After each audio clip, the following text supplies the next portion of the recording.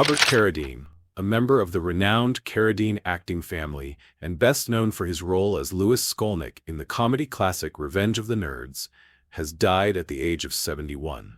His family confirmed that he died Monday, describing his passing as a devastating loss and acknowledging his long battle with bipolar disorder. In a heartfelt statement, his family called him a beacon of light in a world that can often feel dark. They spoke openly about his nearly two-decade struggle with mental illness and expressed hope that his journey would help reduce the stigma surrounding mental health challenges. They also asked for privacy as they grieve what they described as an unfathomable loss. Born on March 24, 1954, in Los Angeles, Carradine was one of 5 sons of legendary character actor John Carradine. Acting ran deep in the family. His brothers David Carradine and Keith Carradine also built prominent careers in film and television. Robert Carradine made his television debut in a 1971 episode of Bonanza and soon transitioned to film, appearing in the 1972 western The Cowboys alongside John Wayne. Carradine's breakout moment came in 1984 with Revenge of the Nerds, where his portrayal of the earnest and determined Louis Skolnick turned him into a pop culture icon. The film became a cult favorite and led to multiple sequels, cementing his association with the underdog character who wins through intelligence and resilience. For many fans, he embodied a generation's embrace of individuality and outsider pride. Beyond comedy, Carradine demonstrated dramatic range. He portrayed Vietnam War veteran Bill Munson in Coming Home and appeared as outlaw Bob Younger in The Long Riders, acting alongside his brothers in a rare on-screen family collaboration. His career spanned decades and genres, reflecting both versatility and dedication to his craft. Younger audiences came to know him as the father of the title character in the Disney Channel series Lizzie McGuire, starring Hilary Duff. The show introduced Carradine to a new generation who appreciated his warm, comedic presence in a family-centered role. Over the course of his career, Carradine accumulated a wide range of television and film credits, even appearing alongside his father in a revival episode of The Twilight Zone. In September, he was inducted into the California Comedy Hall of Fame and Museum, a recognition of his lasting contribution to comedic entertainment. He is survived by his daughters, actress Ever Carradine and Rika Reed Carradine, and his son, Ian. His legacy spans westerns, dramas, sitcoms, and cult comedies, leaving behind a body of work that touched multiple generations of viewers. Robert Carradine's life reflected both the brilliance of a storied Hollywood lineage and the deeply human struggles that often unfold beyond the spotlight. His family's message serves as both tribute and reminder that behind every public figure is a private battle, and that compassion and understanding around mental health remain as vital as ever. Braxton, a 2-time WNBA champion and former All-Star, has died at the age of 43 following a car accident in Georgia. According to Cobb County Police, Braxton was involved in a single-vehicle crash on Saturday evening outside Atlanta. Authorities stated that she was driving northbound on Interstate 285 near Cobb Parkway when her vehicle collided with the concrete median wall. The incident remains under investigation. Braxton was transported to Wellstar Kennestone Hospital in Marietta, Georgia, where she was later pronounced dead. She was a resident of College Park, Georgia. The news sent shockwaves through the basketball community. The Women's National Basketball Association announced her passing on social media, expressing profound sadness and extending condolences to her family, friends, and former teammates. The Detroit Pistons also held a moment of silence before their game against the San Antonio Spurs to honor her memory. Braxton was selected 7th overall in the 2005 WNBA draft by the Detroit Shock. She quickly made an impact, earning WNBA All-Rookie Team honors after averaging 6.9 points and 3.0 rebounds in her debut season. Standing 6'6", the powerful forward became a key presence in the paint and helped lead Detroit to WNBA championships in 2006 and 2008. Following the franchise's relocation, she continued her career with the Tulsa Shock and later played for the Phoenix Mercury and the New York Liberty. Over her 10-season WNBA career, Braxton built a reputation as a strong interior defender and dependable scorer. Beyond the WNBA, Braxton extended her professional career overseas, competing in leagues across Poland, Turkey, China, and Italy through the 2017-18 season. Her international experience reflected both her longevity and passion for the game. Off the court, Braxton was a wife and mother. She is survived by her husband, Jarvis Jackson, and her two sons, Jelani Thurman and Jereme Jackson. Kara Braxton's legacy lives on through her championship titles, her contributions to women's basketball, and the impact she made on teammates, fans, and the broader basketball community. Maxi Shield, the beloved queen from RuPaul's Drag Race Down Under Season 1, has died at the age of 51. The performer, actor, and activist, whose real name was Christopher Elliott, was remembered as a radiant force in Australia's drag community and a trailblazer whose influence extended far beyond the stage. News of Maxi Shield's passing was confirmed after a heartfelt social media tribute from Universal Sydney, one of Sydney's most prominent LGBTQ+ nightlife venues where she was a regular and cherished performer. The venue expressed shock and deep sadness, describing Maxi as an iconic presence who had been central to the local scene for years. While an official cause of death has not been publicly reported, Maxi had previously shared that she was diagnosed with throat cancer last September. Her openness about her health challenges reflected the same honesty and courage that defined her public life. Despite stepping back from performing for a period, she reportedly returned to the stage earlier this month, delivering what would become one of her final public performances.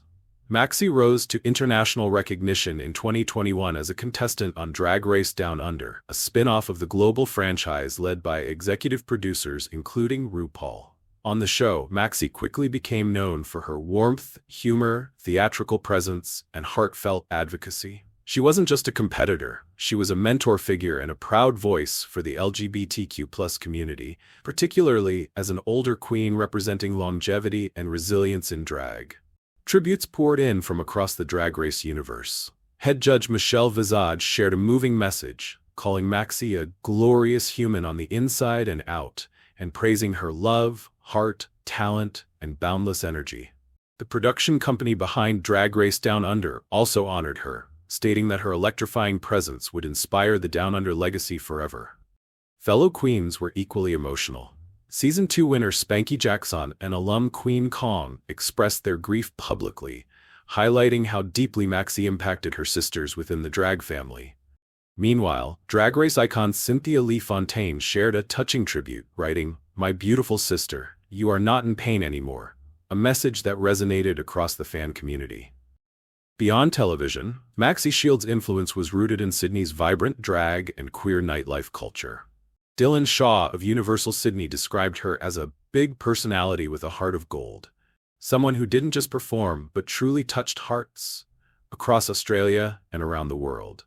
She was known not only for her glamorous stage presence but also for her activism, mentorship, and unwavering support of emerging LGBTQ+ talent. Maxi represented a generation of performers who paved the way for greater visibility and acceptance. As an advocate, she championed inclusivity, health awareness, and the celebration of queer artistry. Her journey on television brought her international fans, but those closest to her remember her laughter, kindness, and the intimate connections she fostered backstage and beyond. Her passing marks a profound loss for the Drag Race community and the broader LGBTQ+ world. Yet her legacy of courage, humor, activism, and unapologetic authenticity will continue to inspire future queens who take to the stage with the same fire and heart that Maxi Shield carried throughout her life. Maxi Shield's light may have dimmed, but her impact will shine on in every performer she inspired and every fan who felt seen because of her. Rita Rodrigues da Silva, a Brazilian social media influencer known for her fashion and beauty content, has died at the age of 25. The young influencer reportedly suffered a sudden medical emergency on Saturday. While the exact cause of death has not been publicly disclosed, news of her passing has sent shockwaves through her followers and local community in Brazil. Maria, who lived in São Bernardo do Campo, had built a strong and growing presence online, amassing hundreds of thousands of followers through her stylish posts, beauty tips, and lifestyle updates. Her Instagram feed reflected a vibrant personality, filled with confidence, creativity, and a passion for fashion. Just 2 days before her death, Maria shared what would become her final post, a photo showcasing a new pair of sunglasses.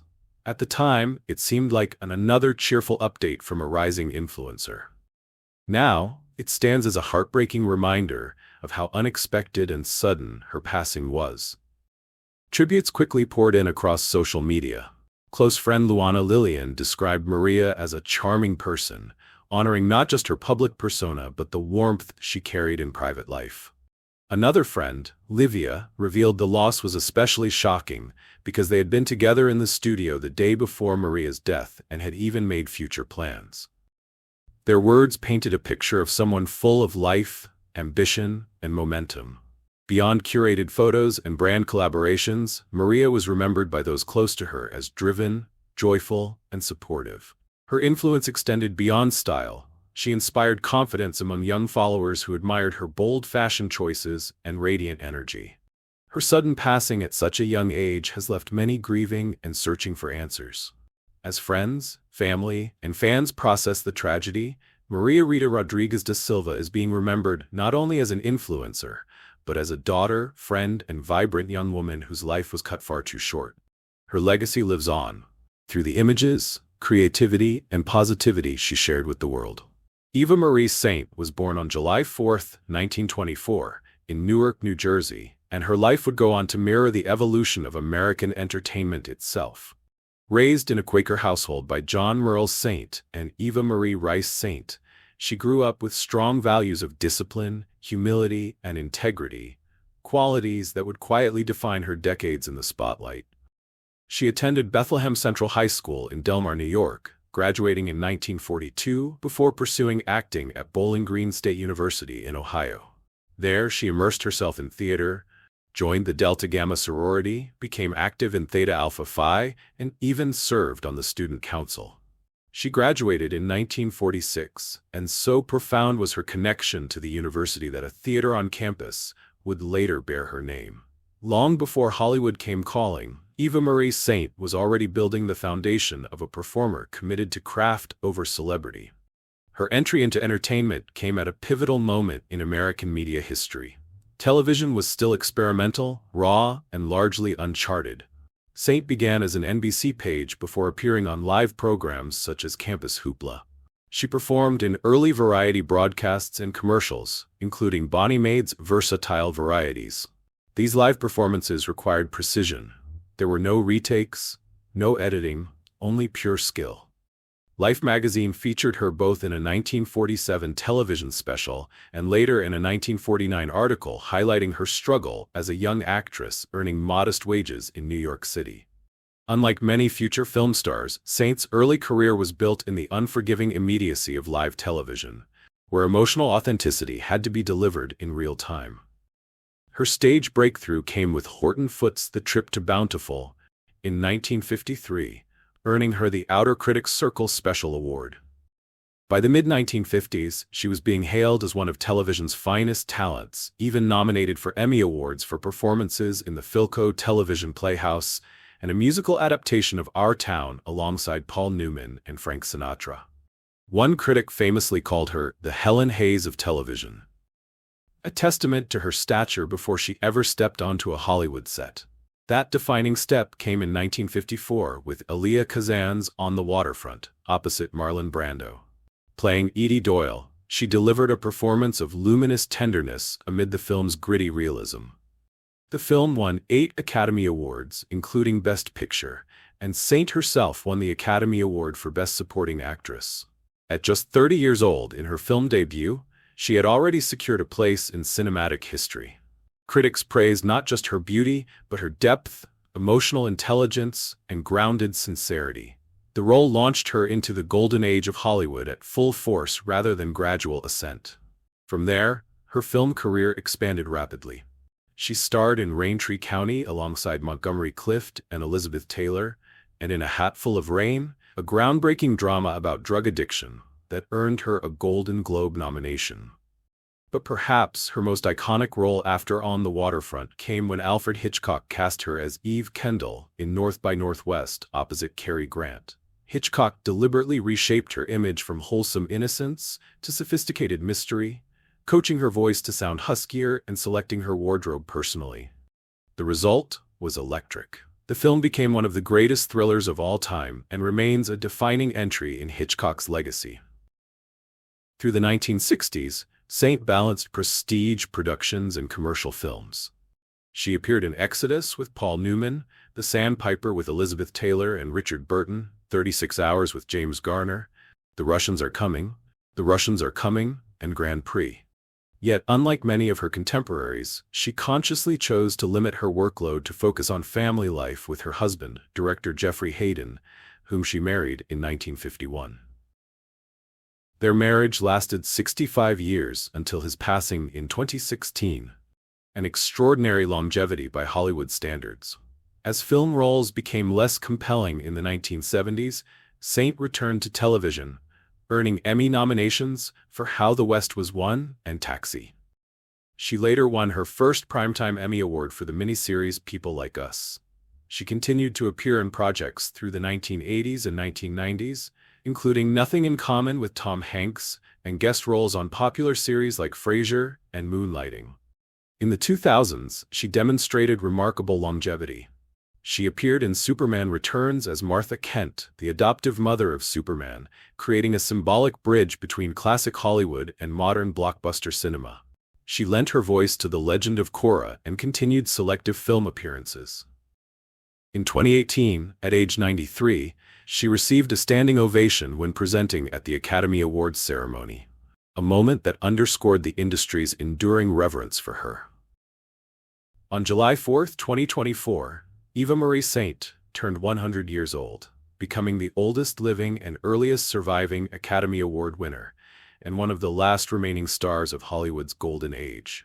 With 2 stars on the Hollywood Walk of Fame and a career spanning over 7 decades, she represents a living bridge between eras: radio, live television, classic studio films, modern blockbusters, and even animation. Eva Marie Saint's ascent into the golden age of Hollywood was not the meteoric rise of a manufactured studio star. It was the arrival of a fully formed actress whose craft had already been sharpened in the demanding world of live television. When she stepped into cinema with On the Waterfront, she did not arrive as a hopeful ingenue learning on the job. She arrived as a disciplined performer capable of holding her own opposite Marlon Brando at the height of his method intensity. Under the direction of Elia Kazan, Saint brought a luminous stillness to Edie Doyle, a character whose quiet moral strength became the emotional counterweight to the film's brutality. At a time when many female roles in crime dramas were ornamental, Saint's performance grounded the narrative in conscience and compassion. Her Academy Award win for Best Supporting Actress was not simply recognition of talent, it was an acknowledgement that subtlety could command the screen as powerfully as force. What made her emergence particularly significant in the 1950s was the cultural moment itself. Hollywood was navigating post-war shifts. Television was rising, the studio system was beginning to fracture, and audiences were gravitating toward realism over glamour. Saint embodied that transition. She was neither the distant, polished icon of the 1930s nor the rebellious storm of later 1960s cinema. Instead, she represented emotional authenticity. Critics frequently noted that she seemed approachable, intelligent, and grounded, a modern American woman rather than an untouchable fantasy. Following the seismic success of On the Waterfront, she faced a crucial career crossroad. Many actresses who win early Oscars are boxed into repeating variations of the same role. Saint refused that trap. In Raintree County, she shared the screen with Elizabeth Taylor and Montgomery Clift in an epic Civil War drama that tested her ability to operate within sweeping historical storytelling. Then came A Hatful of Rain, one of the first Hollywood films to tackle drug addiction with seriousness. Her performance earned a Golden Globe nomination, further proving she was not merely a one-film wonder, but an actress capable of navigating emotionally volatile material. Yet perhaps the most transformative chapter of her Golden Age career arrived when Alfred Hitchcock cast her in North by Northwest. This casting choice surprised many. Saint was widely associated with sincerity and warmth. Hitchcock needed a woman of intrigue, sensuality, and ambiguity. Instead of selecting an established femme fatale, he chose Saint, and deliberately reshaped her image. He lowered her vocal register, refined her wardrobe, and emphasized a more mysterious presence. Opposite Cary Grant, she delivered a performance that balanced elegance with danger, vulnerability with calculation. The film became one of the defining thrillers of its era and remains a pillar of American cinema. Importantly, Saint's Eve Kendall was not merely a romantic accessory. She was integral to the suspense, navigating double identities and moral conflict with intelligence. The 1960s further solidified her versatility. In Exodus, directed by Otto Preminger and starring Paul Newman, she participated in a sweeping historical epic that examined the founding of Israel. The role required emotional gravity within politically charged storytelling, again demonstrating her ability to handle complex themes. She reunited with Elizabeth Taylor in The Sandpiper, appeared in 36 Hours alongside James Garner, and participated in the satirical Cold War comedy The Russians Are Coming, The Russians Are Coming. In Grand Prix, directed by John Frankenheimer, she entered the adrenaline-fueled world of international auto racing, another genre shift that underscored her adaptability. What distinguishes Saint's Golden Age period is not simply the caliber of directors and co-stars she worked with, though that list reads like a cinematic hall of fame, but the conscious balance she maintained between ambition and personal life. In 1951, she married director Jeffrey Hayden, and unlike many contemporaries who allowed Hollywood to consume their private world, Saint deliberately limited her workload to prioritize family. This decision, radical in an industry driven by constant visibility, arguably preserved both her longevity and her sense of identity outside fame. As the studio era waned and new Hollywood emerged in the late 1960s and early 1970s, Saint transitioned gracefully rather than fading abruptly. She appeared in Loving, 1970, opposite George Segal, earning critical praise for portraying the complexities of marriage and emotional disillusionment. But when film roles began offering diminishing depth, she pivoted, returning to television and stage, where she had first thrived. This adaptability was not retreat, it was strategic preservation. Her Golden Age legacy, therefore, is layered. She was an Oscar-winning ingenue who evolved into a Hitchcock heroine. She was a dramatic actress who could inhabit epics, thrillers, comedies, and intimate character studies. She worked alongside Brando, Grant, Newman, Taylor, Clift, and Garner, yet never appeared overshadowed. She bridged the sincerity of 1950s realism with the stylish suspense of late 1950s thrillers and the broader narratives of 1960s epics. By the time the Golden Age fully receded into history, Eva Marie Saint had secured something rarer than prolonged stardom: enduring respect. Her performances continue to be studied for their emotional precision and understated power. Her Oscar-winning debut remains one of the most remarkable in film history, and her turn in North by Northwest endures as one of the most iconic female roles in suspense cinema. As Hollywood evolved through the 1970s and beyond, Eva Marie Saint did something that few Golden Age stars managed successfully. She adapted without clinging to nostalgia. Rather than competing with a new generation for diminishing film roles, she pivoted with intelligence back toward the medium that had first shaped her: television. At a time when many film actors still viewed television as secondary, Saint recognized its creative potential and embraced it fully. This decision marked not a decline, but a second act defined by endurance and reinvention. In the late 1970s, she earned Emmy nominations for the miniseries How the West Was Won and for Taxi, demonstrating that her dramatic authority translated seamlessly to long-form storytelling. She reunited with her On the Waterfront co-star Karl Malden in the television film Fatal Vision, this time portraying the wife of his character as he investigated a devastating family crime. The reunion carried symbolic weight. Two performers who had helped define 1950s cinema, now thriving in television's golden resurgence. Her return to feature films in Nothing in Common, 1986, opposite Tom Hanks, was greeted warmly by critics. Playing the mother of Hanks's character, she brought a quiet dignity that echoed her earlier screen presence while reflecting the maturity of lived experience. It was not a flashy comeback. It was a graceful re-entry, reinforcing her ability to anchor emotionally complex family narratives. In 1990, after multiple nominations across decades, Saint won her first Primetime Emmy Award for the miniseries People Like Us. The win was more than a trophy. It was validation of a performer who had navigated three major entertainment eras: live television's infancy, classic Hollywood's peak, and television's modern renaissance. Few actors can claim such breadth. Throughout the 1990s, she appeared in numerous television projects, including a memorable guest role on Frasier, where she played the mother of Roz Doyle. Even in brief appearances, she carried an unmistakable presence. Poised, articulate, and grounded. Audiences who knew her from Hitchcock thrillers or Brando dramas now saw her in contemporary settings, bridging generational divides effortlessly. The 2000s brought another remarkable chapter. In Superman Returns 2006, she portrayed Martha Kent, the adoptive mother of Superman. The casting was symbolic, a Golden Age Oscar winner playing the moral heart of a modern superhero epic. She shared screen space with archival footage of Marlon Brando, subtly reconnecting her present to her cinematic origin. The moment served as a living thread between 1954's dockside drama and 21st-century blockbuster mythology. She continued to explore diverse projects, including lending her voice to the animated series The Legend of Korra, where she played the elderly Katara, introducing her to a new, younger audience unfamiliar with her classic film legacy. That willingness to engage with contemporary storytelling formats demonstrated an openness rare among actors of her generation. In 2018, at age 93, Saint appeared on stage at the Academy Awards ceremony to present the award for costume design. As she walked out, she received a standing ovation.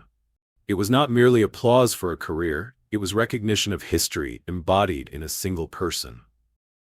She stood as one of the last living connections to Hollywood's golden age, a reminder of a time when performances were rehearsed on live television and films were shot on studio lots under long-term contracts. On July 4, 2024, Eva Marie Saint turned 100 years old. With that milestone, she became the oldest living and earliest surviving Academy Award winner, a distinction that places her in a uniquely historic position. She celebrated her centennial surrounded by 4 generations of family in Los Angeles, a private celebration reflecting the values she had always prioritized over fame. Her legacy is not defined solely by awards, though she earned both an Academy Award and a Primetime Emmy. It is defined by longevity with dignity. She navigated shifts in technology, storytelling styles, studio systems, and audience tastes without losing her composure or her craft. She avoided scandal, preserved a 65-year marriage to director Jeffrey Hayden, and maintained a career that stretched across radio, live television, classic cinema, modern blockbusters, animation, and even podcast drama. Eva Marie Saint's story is one of balance, between ambition and family, between fame and humility, between reinvention and authenticity. She did not chase constant visibility, yet she never disappeared. She did not cling to past glory, yet she honored it. In doing so, she became more than an Oscar-winning actress. She became a living bridge between eras, a symbol of artistic grace that endured long after the Golden Age lights dimmed. Eva Marie Saint's cultural impact extends far beyond her filmography. It lives in what she represents: continuity, grace, and artistic integrity across nearly a century of entertainment history. When discussing the Golden Age of Hollywood, names often emerge as distant legends preserved in black and white frames. But Saint is not merely a preserved image from that era.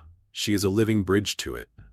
Her presence connects modern audiences directly to the time when the studio system was dominant, live television was experimental, and cinema was redefining post-war America. Her Oscar-winning debut in On the Waterfront remains one of the most remarkable entrances in film history. Few actors win an Academy Award for their first major film role, and even fewer do so in a performance that continues to be studied decades later. Acting opposite Marlon Brando, whose method style was revolutionary and unpredictable, Saint did not fade into the background. Instead, she grounded the film emotionally. Edie Doyle was not merely a romantic subplot.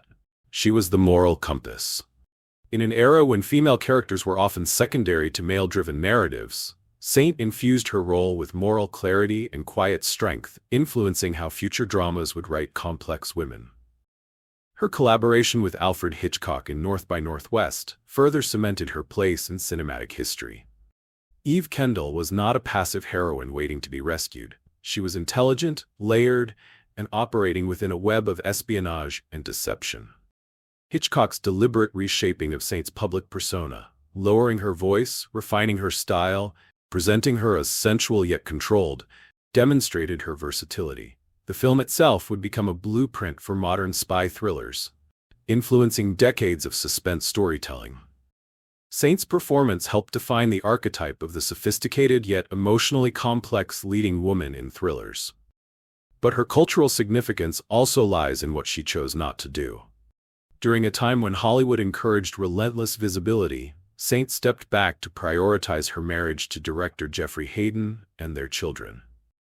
That decision reshaped perceptions of female stardom. She demonstrated that an actress could sustain artistic credibility without sacrificing personal life entirely to career demands. In an industry notorious for short-lived marriages and personal turmoil, her 65-year marriage became a quiet counter-narrative to Hollywood excess. As the studio era dissolved in the late 1960s and the industry shifted toward edgier, youth-driven narratives, many Golden Age stars struggled to adapt.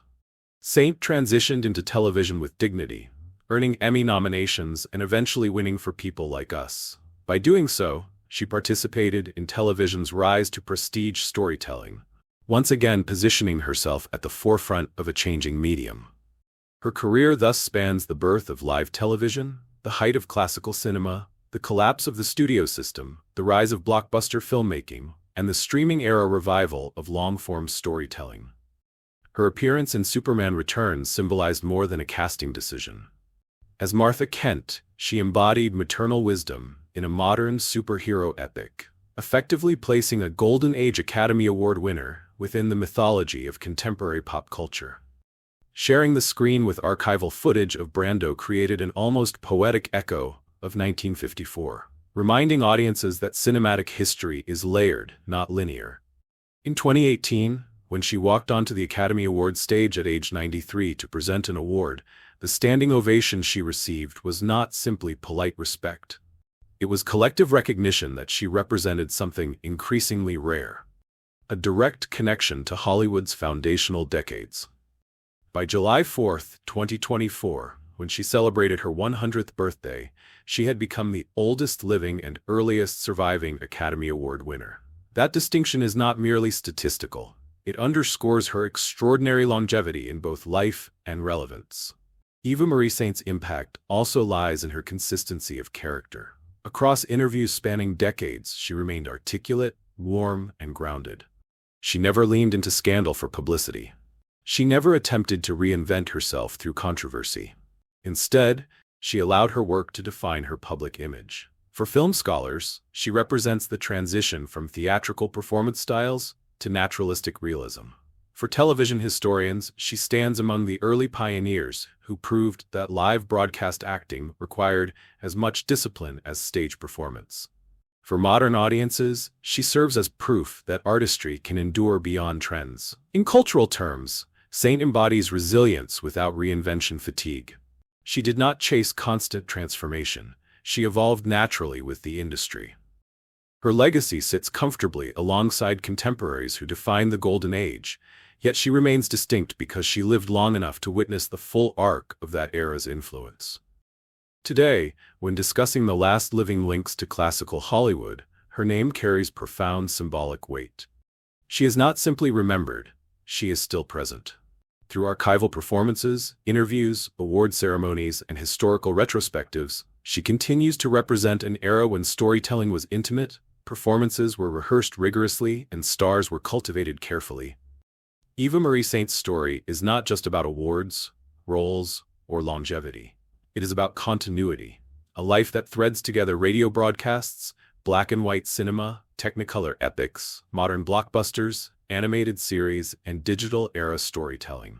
She stands as living testimony that artistic grace, disciplined craft, and personal integrity can outlast industry cycles. Eva Marie Saint's personal life is as extraordinary as her professional one, not because it was filled with scandal or spectacle, but because it was defined by steadiness, devotion, and deliberate choices that quietly defied Hollywood norms. At a time when fame often demanded total surrender to career ambition, Saint chose balance. That choice would shape the entire trajectory of her life. In 1951, before her film debut would make her an Academy Award winner, she married director and producer Jeffrey Hayden. Their union began not at the height of stardom, but during the formative years of her career. When she won the Academy Award for Best Supporting Actress for On the Waterfront, she was already building a family life. In fact, her son was born just 2 days after her Oscar victory, a moment that perfectly encapsulates the duality of her world. As she stepped onto the stage to accept her award, she famously opened her speech by saying, "I may have the baby right here." It was spontaneous, human, and deeply revealing. Even in the most glamorous moment of her career, her identity as a mother stood beside her identity as an actress. Her marriage to Jeffrey Hayden lasted 65 years, until his passing in 2016. In an industry known for fleeting romances and highly publicized separations, such longevity is almost mythic. Their partnership endured through the golden age of Hollywood, the collapse of the studio system, the turbulence of the 1970s film industry, and the technological revolutions of modern entertainment. Saint often spoke about the importance of family and how she consciously limited her workload during peak film years to prioritize raising her 2 children. While some might argue that this decision cost her additional leading roles, it arguably preserved her personal happiness and long-term stability. Hollywood in the 1950s and 1960s placed immense pressure on actresses to maintain visibility and momentum. Studio contracts, publicity tours, and carefully curated images often left little room for private life. Saint resisted that machinery. After appearing in high-profile projects like North by Northwest and working with icons such as Cary Grant and Alfred Hitchcock, she could have aggressively pursued even greater stardom. Instead, she made deliberate decisions about which scripts to accept and when to step away. Her home life became an anchor. She and Hayden raised their son and daughter, largely outside the glare of relentless publicity. Later, she would become a grandmother to 4 grandchildren, eventually celebrating milestones with 4 generations of family members. The image of her 100th birthday in July 2024, surrounded not by flashing cameras but by children, grandchildren, and great-grandchildren, stands in contrast to the stereotype of the isolated aging star. It illustrates a life built on sustained relationships rather than temporary acclaim. There is also something deeply symbolic about her Quaker upbringing. Raised in a faith tradition emphasizing simplicity, humility, and integrity, Saint carried those principles into an environment that often rewards excess. She was never known for extravagant public feuds, headline-grabbing behavior, or calculated reinventions designed to shock audiences. Instead, she projected calm intelligence and emotional steadiness. Even in interviews decades apart, her tone remained thoughtful and grounded. After Jeffrey Hayden's passing in 2016, she spoke with grace about their life together. The depth of their partnership had shaped her worldview, and his absence marked the end of a shared era. Yet even in widowhood, she maintained her composure and continued participating selectively in public events. When she appeared at the Academy Awards ceremony at age 93 and received a standing ovation, the moment was layered. An acknowledgement not only of cinematic history, but of a life well lived beyond it. Her centennial birthday on July 4, 2024, carried historical resonance. Turning 100 made her the oldest living and earliest surviving Academy Award winner. But more importantly, it marked a century of lived experience stretching from the roaring 20s to the digital age. She had witnessed the Great Depression, World War II, the rise of television, the civil rights movement, the internet revolution, and the transformation of filmmaking from studio backlots to CGI-driven universes. Few individuals, let alone public figures, span such vast cultural transitions. Saint's personal philosophy seems rooted in moderation and gratitude. She often credited her longevity not to secret formulas, but to staying engaged, staying curious, and maintaining meaningful relationships. Her story challenges the assumption that artistic brilliance must be accompanied by chaos. In her case, discipline and stability enhanced rather than limited her creativity. Unlike many contemporaries whose later years were marked by retreat or bitterness about changing times, Saint embraced evolution. She lent her voice to animation, appeared in modern films, and engaged with younger audiences without dismissing new forms of storytelling. That openness may reflect a personal life that never felt defined solely by one era's success. Ultimately, Eva Marie Saint's personal story is not dramatic in the tabloid sense, and that is precisely its power. It is a narrative of devotion, resilience, and conscious balance. She demonstrated that it is possible to win an Academy Award, work with legends, shape cinematic history, and still return home to bedtime stories and family dinners.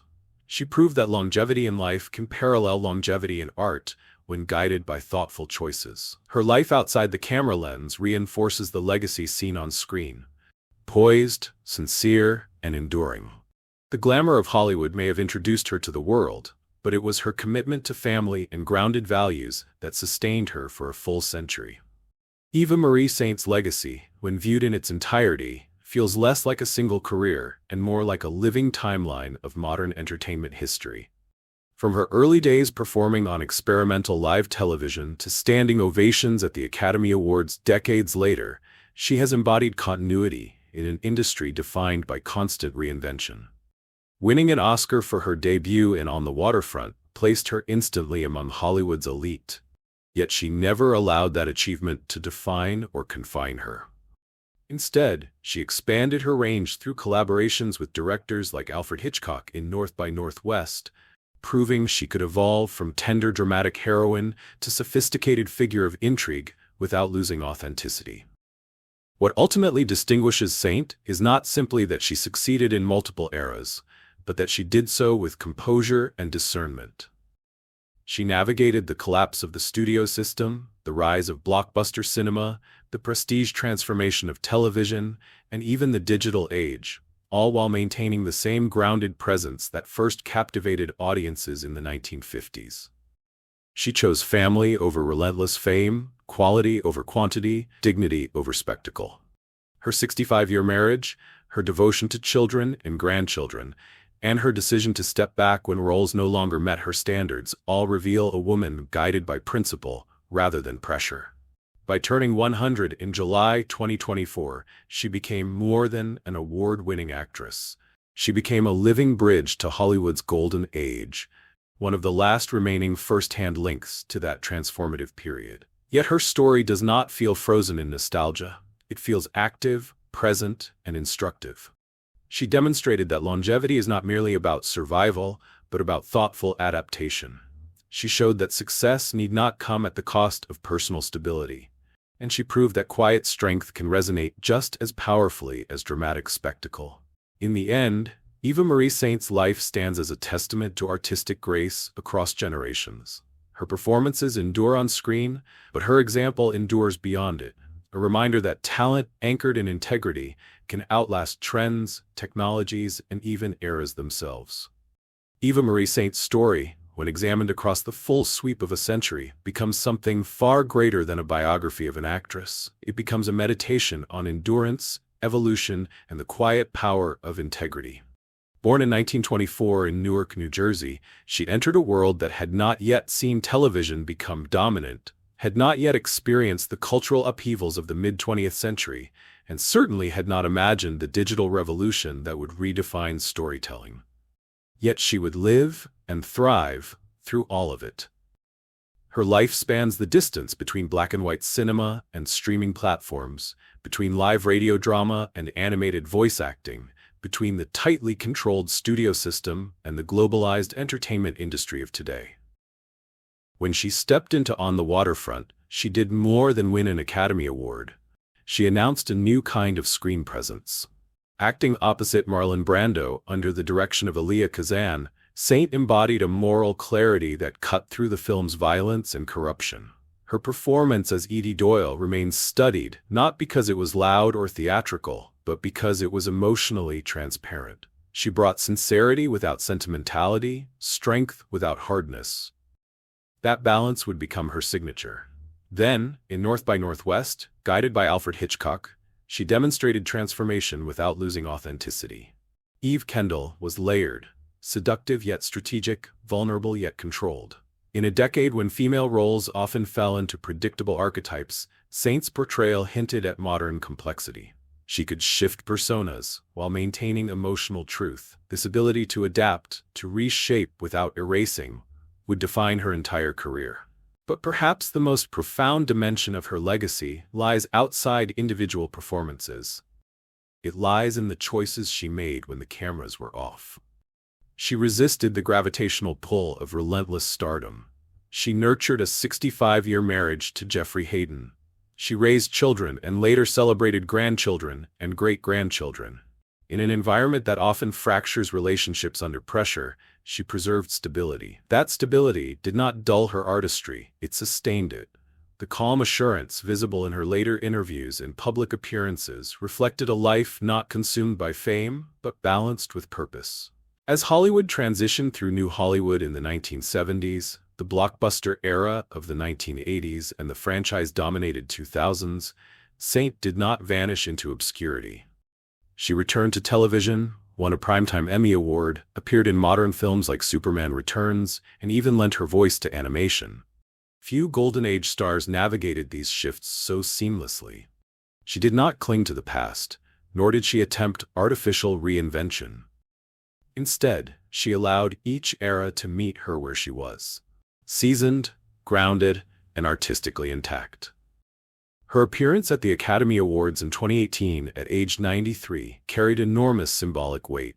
When she received a standing ovation, it was not simply applause for nostalgia. It was recognition of continuity.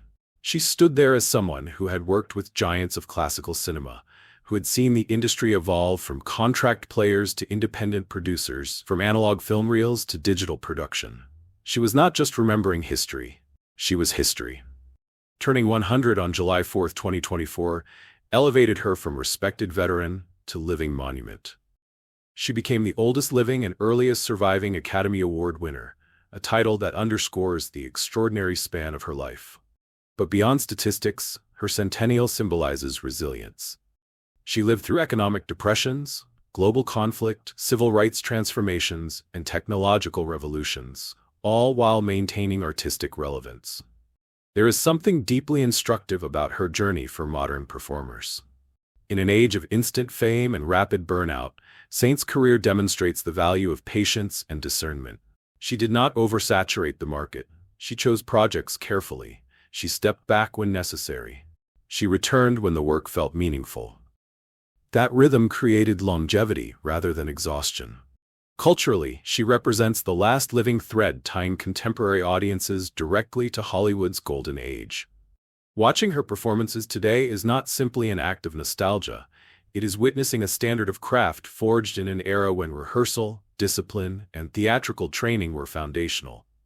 Her early work in live television required precision under pressure. There were no second takes, no digital corrections, only skill and preparation. That foundation never left her. Eva Marie Saint's story is not built on scandal, spectacle, or reinvention for survival. It is built on consistency of character. The same sincerity that defined her Oscar-winning debut can be seen in interviews decades later. The same composure that shaped her Hitchcock heroine is visible in her centennial celebrations surrounded by family. She did not fragment across eras. She remained whole. And perhaps that is the most powerful conclusion of all. In an industry defined by transformation, she preserved identity. In a culture often obsessed with youth, she proved that longevity carries its own brilliance. In a profession built on illusion, she modeled authenticity. Eva Marie Saint is not simply one of the last living stars of the Golden Age. She's a testament to what that era valued at its best: disciplined craft, emotional honesty, and grace under pressure. Her life reminds us that true legacy is not measured only in awards or iconic roles, but in the steadiness of one's principles across time. Eva Marie Saint's life, when viewed from the height of a full century, feels almost like a carefully written epic, except it was lived in real time, without script, without rehearsal, across eras that reshaped the world again and again. She was born in 1924, when silent films had only recently given way to sound. She came of age during World War II. She stepped into entertainment when television was experimental and uncertain. She entered cinema at the height of Hollywood's golden age, and she remains present in a time of streaming platforms, digital effects, and globalized storytelling.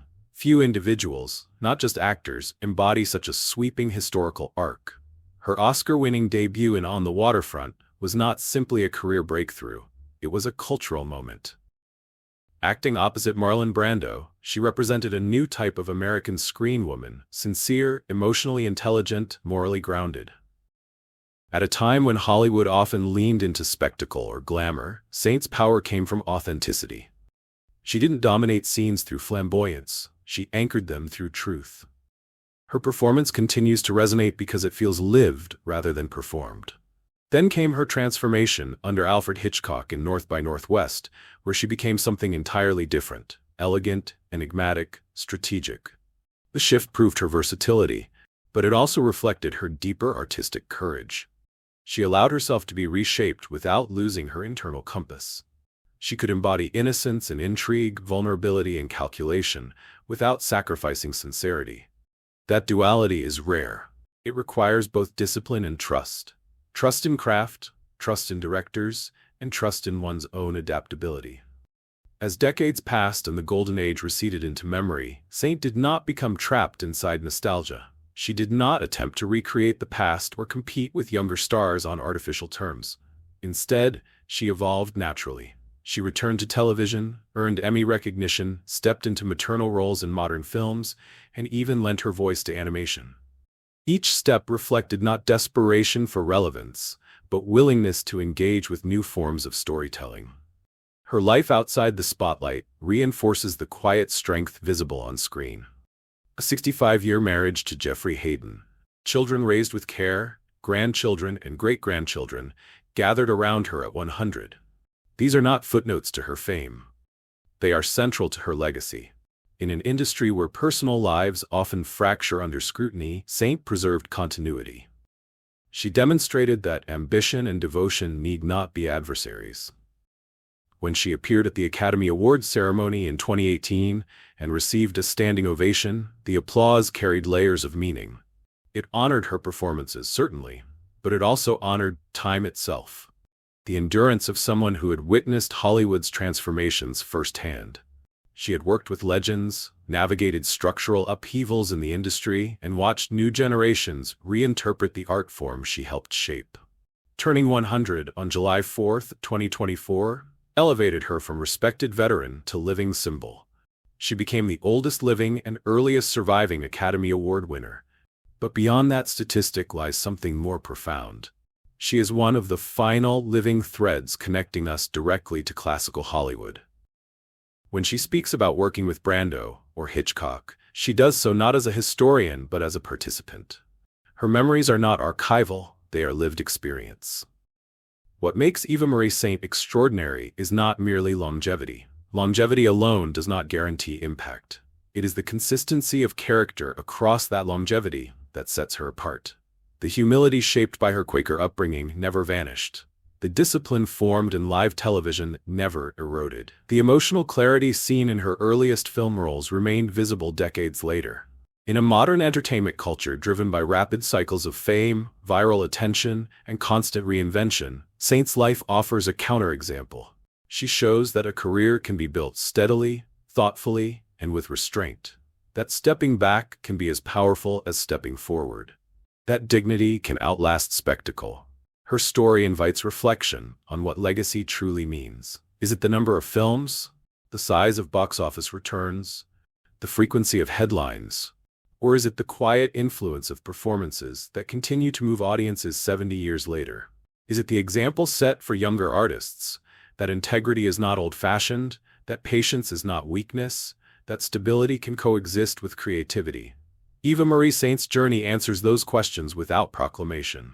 It answers through example. She stands as a living reminder that the Golden Age was not only about glamour and grandeur, it was about craftsmanship. It was about actors who trained rigorously, rehearsed extensively, and treated storytelling as serious work. She carries that ethos into the present simply by existing, by continuing to represent that standard. And perhaps the most poetic dimension of her life is this: she has outlived not only many contemporaries, but the very systems that created her stardom. The studio contracts, the black and white backlots, the rigid publicity machines, they have faded. Yet she remains. Not frozen in time, not reduced to a nostalgic image, but alive, reflective, and celebrated. Eva Marie Saint's century-long story is not just the chronicle of an actress. It is the narrative of resilience without bitterness, adaptation without compromise, fame without fragmentation.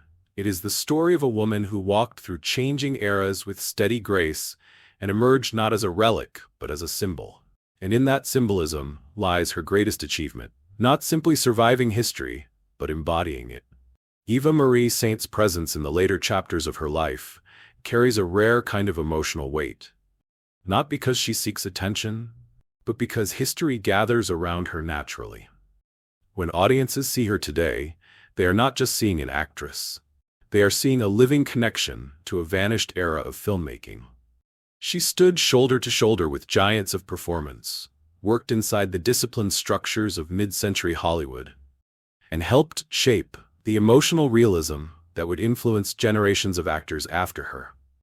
That kind of lived continuity cannot be manufactured or replicated. Her breakthrough in On the Waterfront did more than win her an Academy Award. It signaled a shift in acting style. Opposite Marlon Brando, she matched the raw intensity of method performance with quiet moral strength. She didn't compete with force. She counterbalanced it. That subtle strength became one of her defining qualities. She represented emotional intelligence at a time when female roles were often written narrowly. Audiences believed her because she believed fully in the humanity of the characters she portrayed. Her collaboration with Alfred Hitchcock in North by Northwest revealed another dimension: sophistication layered over vulnerability. In that film, she navigated tension, romance, and suspense with effortless precision. She proved she could thrive within Hitchcock's meticulously controlled cinematic world, while still maintaining her own presence. That balance between director-driven storytelling and actor-driven authenticity became part of her artistic identity. As Hollywood evolved through the 1960s and 1970s, shifting toward grittier realism and new wave experimentation, Saint adapted rather than resisted. She moved fluidly between film and television, refusing to treat one medium as lesser than the other. At a time when some film actors saw television as a step down, she embraced it as another stage for meaningful work. That decision reflects not only flexibility but humility. She understood that storytelling mattered more than status. What makes her later life recognition so powerful is the sense of earned reverence. When she appeared at award ceremonies decades after her Oscar win, audiences didn't simply applaud a veteran performer. They rose in acknowledgement of endurance. She had witnessed colleagues become legends, legends become memories, and entire styles of filmmaking transform. Yet she remained steady, composed, and grateful. There is also something deeply instructive in how she handled fame. She never chased headlines. She did not cultivate controversy. She valued her marriage, her children, and the rhythms of private life as fiercely as she valued her craft.